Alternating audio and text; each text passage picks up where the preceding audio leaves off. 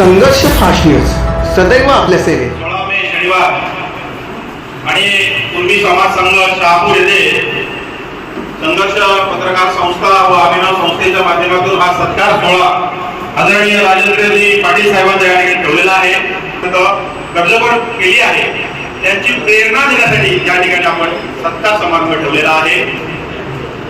या कार्यक्रमासाठी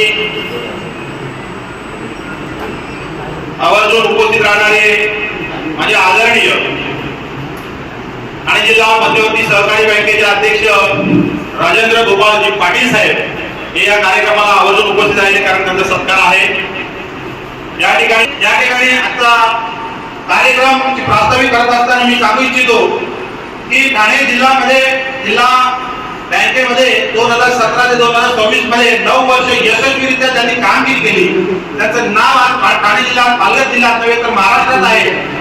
त्यांचा सत्कार करण्यात आहे मी ठरवलं, कारण त्यांच्या कामाची व्याख्याच अशी आहे की शेतकऱ्यांसाठी दुग्ध व्यवसाय करण्यासाठी त्याचबरोबर इतर सर्वांसाठी त्यांनी खूप मेहनत घेतली. खास करून बचत गट असतील, त्यानंतर शेतकऱ्यांसाठी त्यांनी कर्ज योजनेसाठी मेहनत घेतली. या व्यतिरिक्त यशस्वीरित्या बँकेची कामगिरी त्यांनी केली. त्यांच्याबद्दल वर्णन हे सूत्रसंचालन करणार आहेत. त्यांना ज्यावेळी सत्कार दिली त्यावेळी त्यांचा कशा पद्धतीने पुरस्कार बँकेला दिले, स्वतः कशा पद्धतीने पुरस्कार मिळाले त्याची सुद्धा या ठिकाणी संकल्पना मांडली जाईल. तर त्यांचा सत्कार या ठिकाणी ठेवला आहे.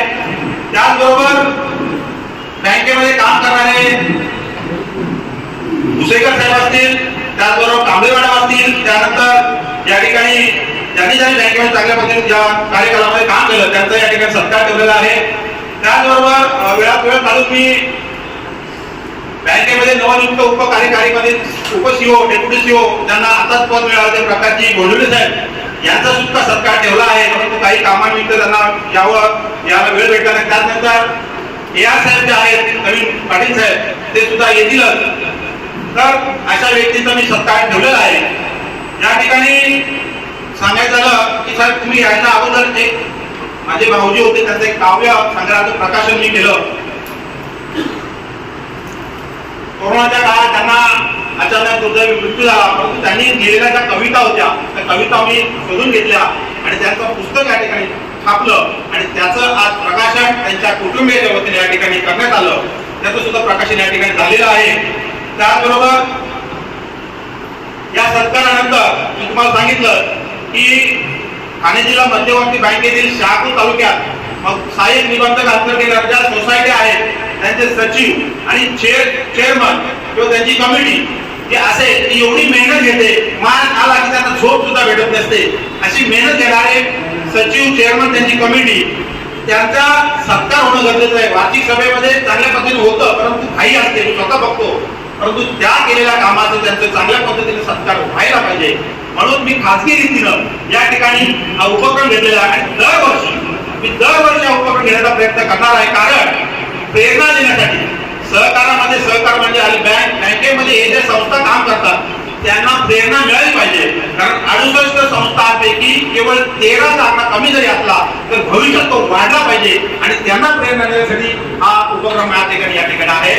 ज्याप्रमाणे 10वी आणि 12वीला विद्यार्थी यशस्वी होतात त्यांचा सत्कार सोहळा ठेवला जातो, त्याच पद्धतीनं अशा पद्धतीने सहकारामध्ये अशा पद्धतीने जर आपण कार्य करत असेल त्यांचा जर सत्कार ठेवला तर नक्कीच त्यांना प्रेरणा मिळू शकते. आणि माझ्या संस्थे पद्धतीनं हा नवीन उपक्रम मी ठेवलेला आहे, जेणेकरून मेहनत घेणारे जे आहेत त्यांचा सत्कार या ठिकाणी झाला पाहिजे.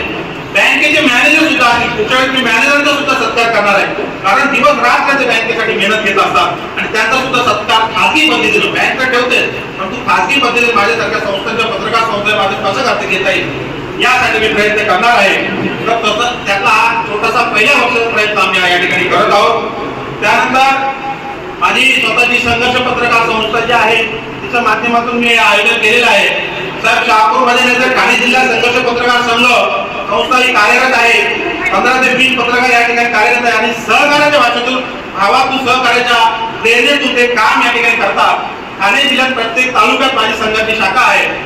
तर याच्या माध्यमातून सहकार सुद्धा जसं आम्ही पत्रकारांसाठी हिताचं काम करतो त्यांच्यासाठी कार्यक्रम राबवतो तसं सहकार सुद्धा कसं करता येईल यासाठी आम्ही प्रयत्न करणार आहोत. त्यानंतर या ठिकाणी आगामी काळामध्ये येणारी निवडणूक आणि झालेल्या लग्न सोहळा याच्यामध्ये हा कार्यक्रम ठेवण्याचा प्रयत्न मी केला, कारण निवडणूक कालावधीमध्ये येणं किंवा काही विषय वेगळे असतात आणि लग्न साऱ्यामध्ये मला ठेवायला जमलं नव्हतं, म्हणून आजची 16 मे तारीख मी वेळात वेळ काढून ठेवली.